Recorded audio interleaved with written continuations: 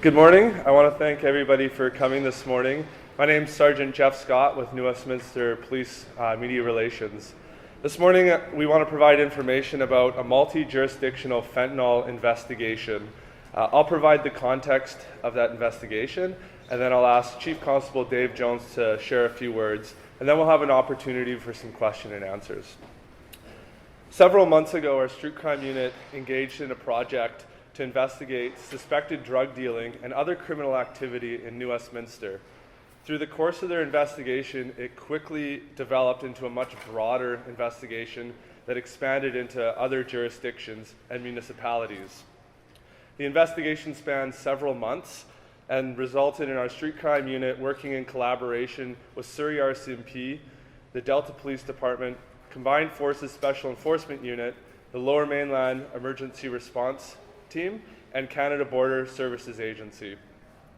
Recently, we executed several search warrants throughout Surrey and New Westminster, and from those we seized a number of vehicles, a large quantity of cash, multiple firearms and replica firearms, and a large amount of drugs, which included heroin that had lethal levels of fentanyl in it, as well as pure fentanyl. These drugs that we seized have an estimated street value of approximately $300,000.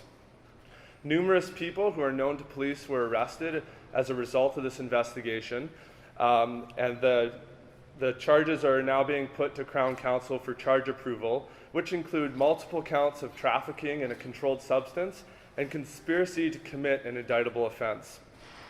I'd like to now ask Chief Constable Dave Jones to share a few words. Good morning. I'd like to extend my appreciation on behalf of all the citizens of New Westminster to the police department and the outside agencies involved in this project. Sergeant Scott has already outlined the CFSAU, the RCMP, the Delta Police Department, and the Vancouver Police Department. I also must commend the members of the New Westminster Police Department Street Crime Unit and other units of the New Westminster Police Department that put in some great work that resulted in the multiple arrests throughout the Lower Mainland.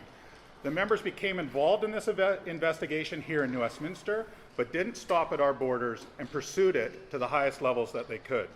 What you see here today is only part of a multi-pronged effort the New Westminster Police Department is using to combat the opioid crisis.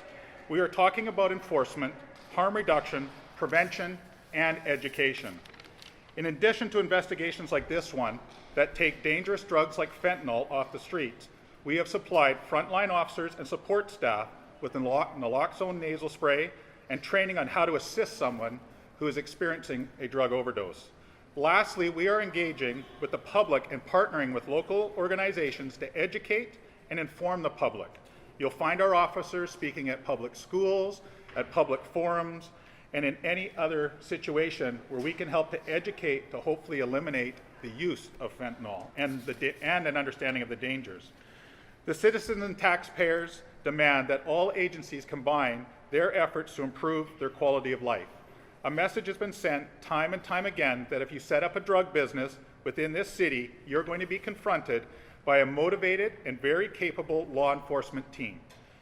While I'd like to say this project is the end of the work we need to do, it's a reality that there's more to be done.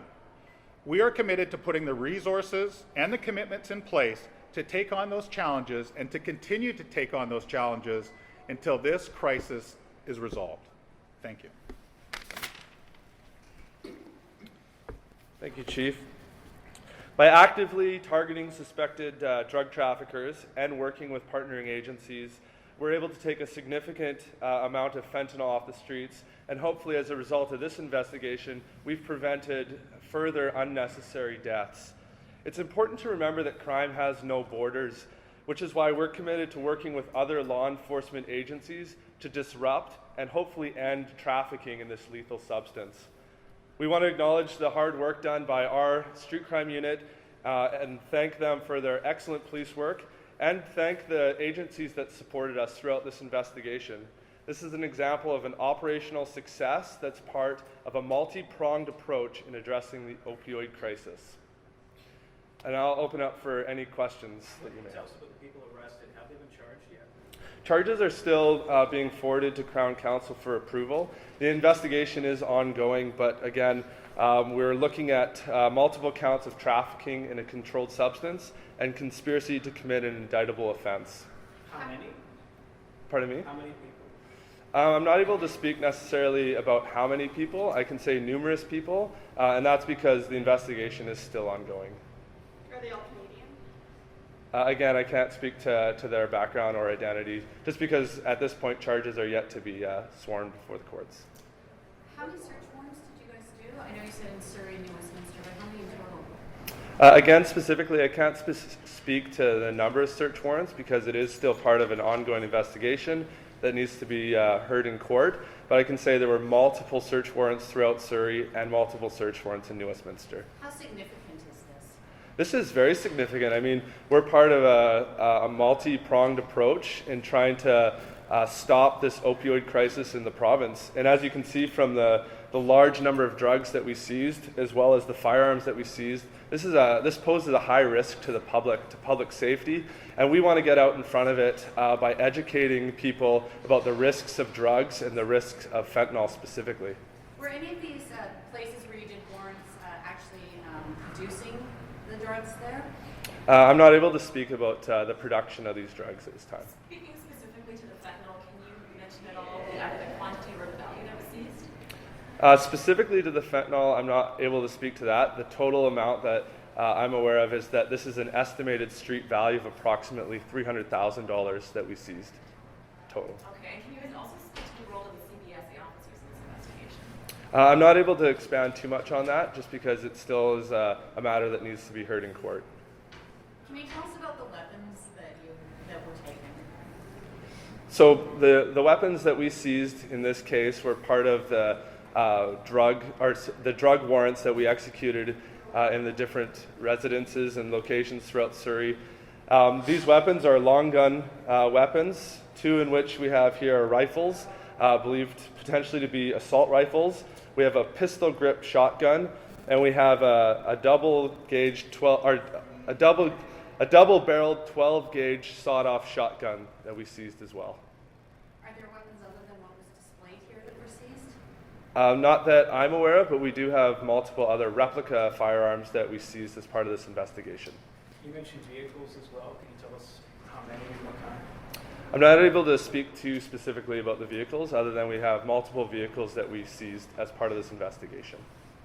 Does this trace back to any other provinces, or is it solely within BC and specific to the Lower Mainland? I'm not able to expand too much on the scope of this investigation. I can say that it's multi-jurisdictional, that's throughout the Metro Vancouver area. Specifically for this case, we had search warrants in Surrey and in New Westminster, but we also used the services of the Delta Police Department and Canada Border Services Agency.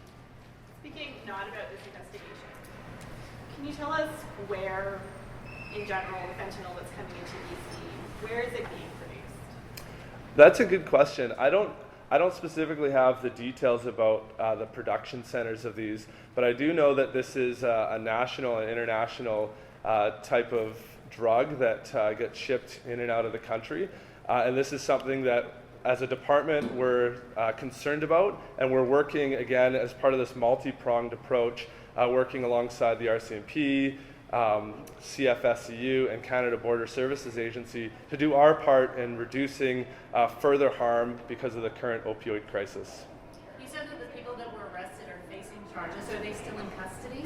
At this point, those who we have arrested have been released with court dates. Okay, and also, can you tell us anything else about them? You said they were all of them known to police. Can you say in what capacity? I can't speak too much about how they're known to police because their identity can't go out yet, as charges are still needing to be sworn by the courts. Right, but I mean, can you say in a general sense, are they known to police for drug trafficking, for weapons offenses, for assaults? Again, I can't speak specifically. In general terms, they are known to police. There has been different police interaction with these suspects. But what's important with this is they have been arrested, and we're forwarding charges to Crown Counsel for multiple offenses. Are they linked to any specific gangs? I don't have the background on them if they're connected to any organized crime or gangs in the Lower Mainland. The search warrants were executed simultaneously? The search warrants were done simultaneously throughout Surrey and New Westminster. And when was that? That was done a couple weeks ago. Chief, you mentioned the broad scope of the fentanyl crisis and how it's such a huge issue. How much of a dent, if any, have you put on the problem with this raid? Well, I think anytime you put any type of a dent into it, the idea is not to give up. I mean, our target here is the trafficker, is the person who's making the profit off of this. You know, this is the groups that we need to focus on in terms of it.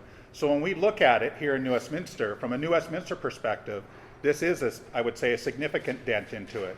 We are a smaller city in terms of scope. This started here in New Westminster, and we know that this is one line that we've been able to perhaps cut off, end. We're not unrealistic to think that somebody won't try to step in. My word to them is, if you step in, we'll be ready for the next one.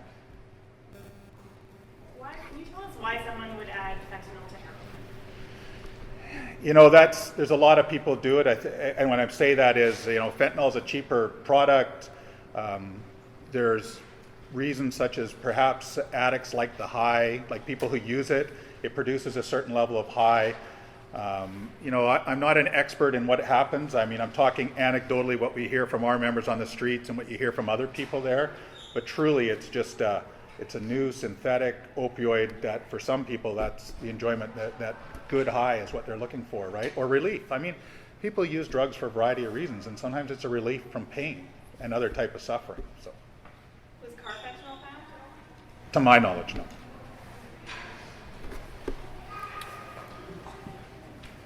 With that, I want to thank everybody for coming in. I also want to say to anybody in the public that sees suspected drug trafficking to report that to their local police. This is a case in point that says even a small type of tip might be part of a bigger story that spans to multiple different municipalities. So I want to thank you all for coming in, and the chief has a closing statement.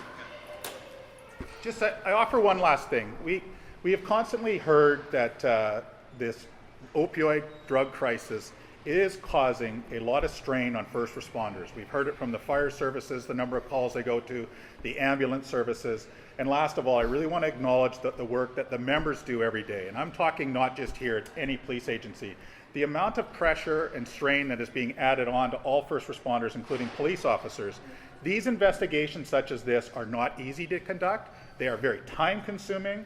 They put the members at risk at occasion. They put themselves out there. They take time away from their families. The only way it's successful is a huge commitment by individuals. For that, I'm thankful not only to these members of our organization who put forward themselves, but in other organizations that stepped up to help us as well. The impact on this is on families. It's on families of first responders. It's on families of users and that. And really, the public needs to help us get to the root of this. And that's what I guess we're asking of, as Sergeant Scott had said. If somebody knows of somebody who is either dealing in this, letting your local agency know is the only way we're going to help, is going to help us get this dealt with. Thanks.